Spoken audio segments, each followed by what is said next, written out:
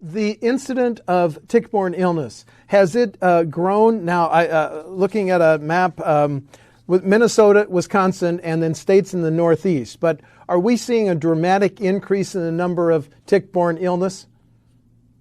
Yeah, well, Wisconsin's always been a bit of a hotbed, and if you look over the last 5 years, that's really only increased. And a few years back, the CDC revised its estimates nationally of tick-borne illnesses and Lyme disease in particular, and that only made the situation even that much worse up here.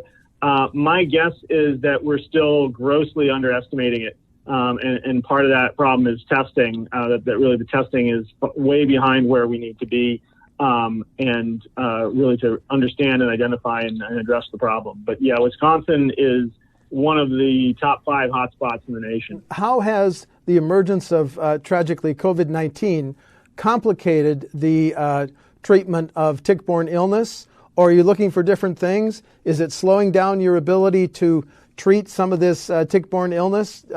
What impact of COVID-19, sir? Well, it's certainly having an impact on how people move around or don't move around, and certainly whether they're able to physically get to the center to get checked out and get help with their problem. We're doing a lot of televisits, of course, and those kinds of things. But on the disease side itself, we're still learning a lot about COVID-19. We're directly involved in some of the diagnostic work here in California for COVID, but we're really just learning the impacts on the immune system. I think that's the bigger question for tick-borne illness patients, that already so many of them have disruption in their immune system because of the tick-borne disease. How does COVID, change that, make it worse in many cases? And or how does it muddy up the diagnostic picture, right? That we're seeing COVID-19 being misdiagnosed all the time here too, until we get more testing out there.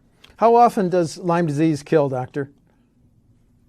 Well, thankfully, not that often, although we do certainly see, Lyme meningitis cases and like the cardiac case I just mentioned. So thankfully it's less than 10%.